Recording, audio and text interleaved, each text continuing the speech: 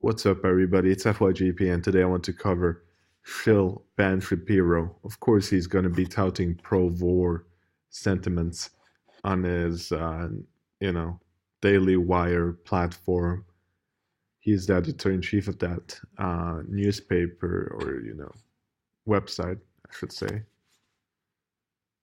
And, of course, we have him being totally pro-war in Syria and saying that Assad is a mass murderer and that he gassed those children and that we need to intervene now and that Israel is doing a great job by striking Syria. Israel just strikes Syria a couple of days after the alleged chemical attack. Isn't that amazing? How can Israel get away with all this stuff? How can they always be in, funding insurgencies in countries such as Libya, Syria, Iraq, all those countries, Egypt, the whole Arab Spring, of course, massive involvement of the Mossad. How can they always do this and nobody calls them out on it? If Israel does it, it's good, of course. For Ben Shapiro, it is because, we know that he's a Zionist as well. Love it, and you will continue using it, I promise. Stamps.com, and use that promo code Shapiro when you click on that radio microphone at the top of the page. Again, that radio microphone, click Shapiro, type in Shapiro, get that special deal, and let them know that we sent you. Okay, so what exactly should we do from here, right? That is the big question in all of this. And one of the things that has changed, there are a lot of people like me who back during the Obama administration said, this is a direct quote in 2013, lobbing missiles into Syria without decapitating the regime strengthens both Assad and the mullahs. In other words, whatever you do has to have real impact. That's what he said back in 2013. So he was already advocating in 2013 for overthrowing Assad and for basically a total disaster in Syria with no central government, total chaos, with more people dying. Because the only thing that keeps Syria from becoming a failed state is Assad and the government troops that fight off groups such as al-Nusra or ISIS or the FSA. And that's just the truth about Syria. And of course, you won't tell us the truth about Syria because you're a paid shill. You are a paid shill, Ben Shapiro. Can't do what Obama wanted to do and take a half-assed action and then hope that everything is going to be better. Yeah, you can't just take a half-assed action. You need to go in and, fucking wipe that country out forever. Just carpet bomb the shit out of them. It doesn't work. And you can't hand over power to the Russian government, whose only interest is in continued propagation of the domination of Bashar Assad and the continued domination of the Iranian regime across the Middle East. And things have changed radically since 2013 because of a couple of the deals that the Obama administration cut. Remember, the situation in 2012, 2013 was a lot simpler. Russia was not running Syria at that point, and Iran... Russia was not running Syria at that point.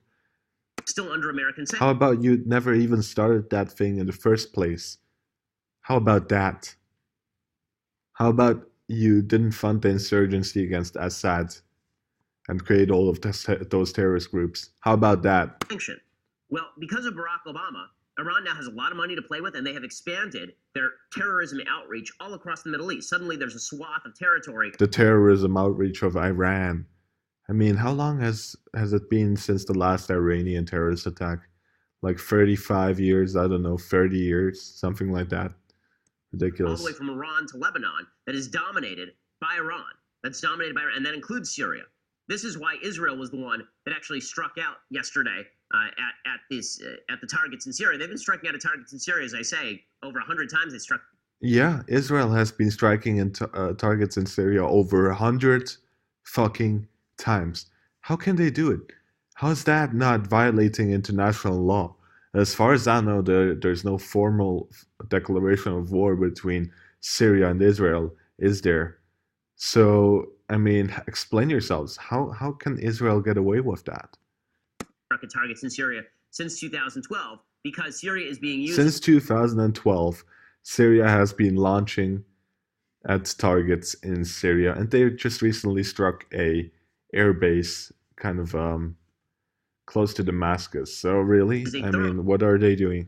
For the world's worst weapons being put in the hands of terrorists people like Hamas. The world's worst weapons being put in the hands of terrorists. Yes, right. You're talking about the U.S. arming FSA, al-Nusra, Jabhat al-Islam, many other terrorist groups there in Syria. Yeah, that's right. No, he's just going to talk about Hezbollah. Yes, because Hezbollah is actually anti-Israel. Those other terrorist groups, they had never attacked Israel.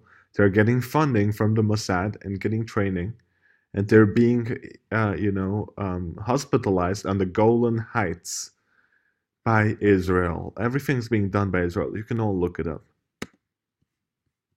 Israel is funding jihadists to overthrow Bashar al-Assad.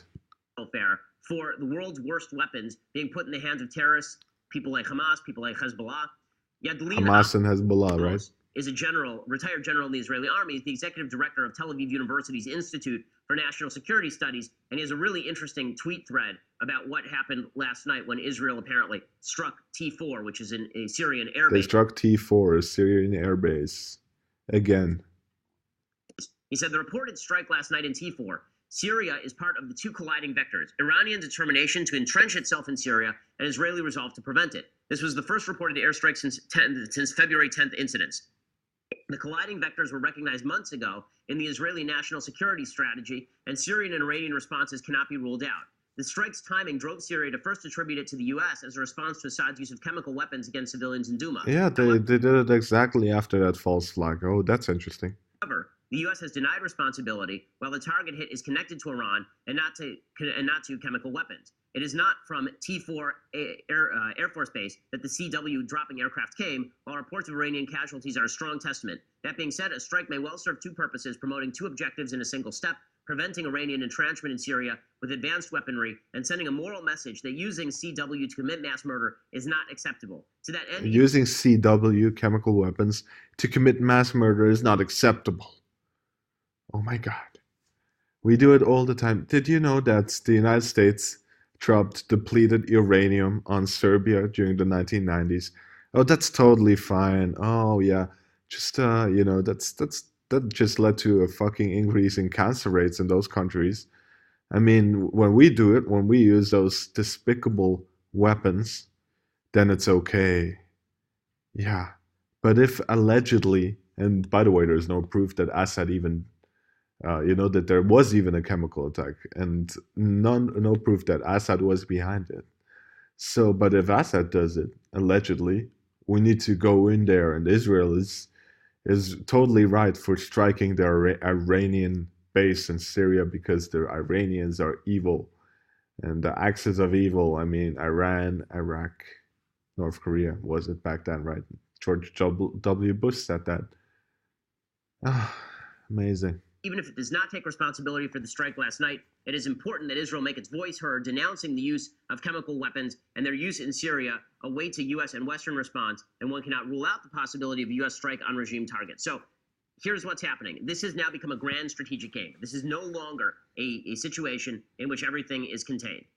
Okay, that's the reality. Yeah, because Israel is fucking engaged in aggressive action against the legitimate government of Syria. Situation in Syria right now. This is not a containable situation. Russia is involved. Iran is involved. This is now a proxy war about who is going to control this entire swath of land in the Middle East. That means Saudi Arabia is involved. Exactly. It means Jordan is involved. It means Egypt is involved. It means Israel is involved. If World War III breaks out in Syria, World War III will break out because Barack Obama allowed Syria to become a tinderbox by pulling American troops out of Iraq, by allowing Iran to run roughshod through Iraq, and by allowing Iran to extend. How about we just don't get involved in that bullshit?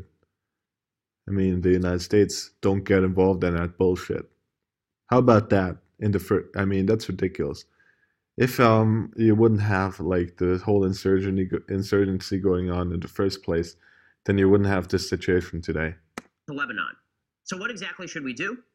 Well, we should do a couple of things. If we have the capacity, we should knock out as much of the. What exactly should we do? Let's take a look. If we have the capacity, we should knock out as much of Syrian terrorists? No.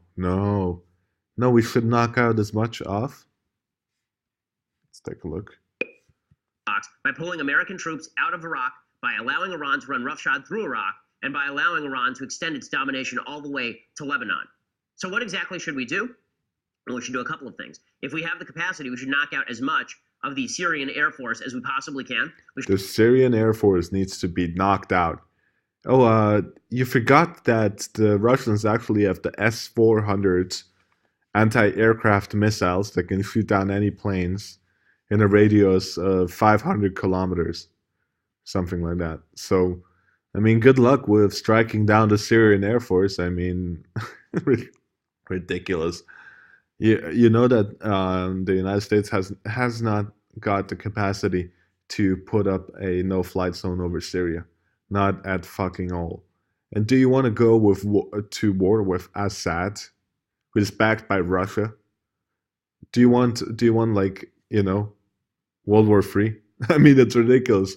I mean, it sounds stupid to ask that, but I mean, obviously, I mean, it would lead to some type of Russian response if you do this kind of stuff in Syria. We should knock down as many of their anti-aircraft missiles as we possibly knock down can. as many of their anti-aircraft. Go into Syria. Knock down the Assad government. Knock down their aircrafts. Knock down their army. And we should. It's probably impossible to decapitate the regime with significant amounts of boots on the ground. Boots Whatever on the we can ground. do from the air, we should do from the air, and we should also ensure that You can't. The Russians have S-400 missiles in Latakia, Syria. So good luck with airstrikes. Yeah, but good luck. safe havens for Syrian rebels and people who want to escape the Assad regime. Safe havens for people who want to escape the Assad regime. Oh my God, those poor rebels. Do you know that Assad is actually busing people? Civilians are being put into buses and driven to safe areas where there's no bombing or no shelling going on. And there's like columns of hundreds of buses being driven out of those areas that are in conflict with civilians in them, being guarded by the troops of the Syrian army. So you're gonna tell me that we need to there's like everybody's fleeing from Assad. No, it's actually everybody's fleeing to Assad because they know that when they live there that they won't face fucking persecution or a fucking Islamist state. Is it? And those should be protected by a coalition force. Coalition force led by the United States. Neocon. Just go invade all those countries. Led by the United States. The reason being that there have to be safe spaces for all of these Syrian... Safe spaces? I thought you were against safe spaces. I guess when you're for safe spaces in Syria, but on U.S. college campuses, there should be no safe spaces. Refugees. Otherwise, they're just going to come into the West. Otherwise, they're just going to escape across the Mediterranean and into Europe, or they will come to the United States, and that is something that a lot of Trump supporters are not fond of either. So either they're going to stay there. Yeah, a lot of idiot Trump. I mean, Trump, controlled opposition 101. You have a president who is being blackmailed by the intelligence services to do exactly what they tell him to do. Controlled opposition.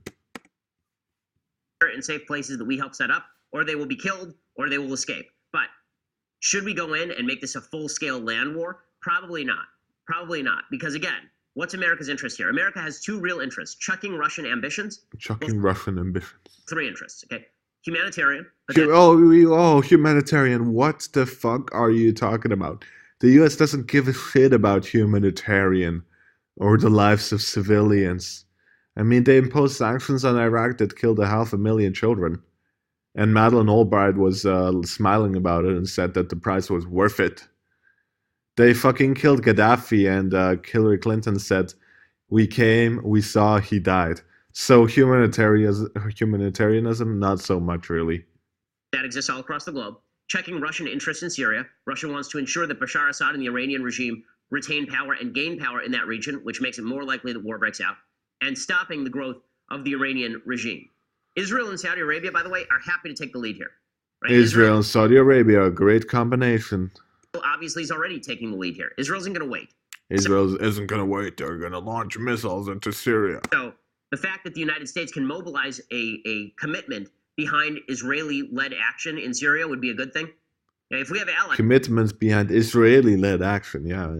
Just make it obvious, the Mossad running everything. Fucking Ben Shapiro.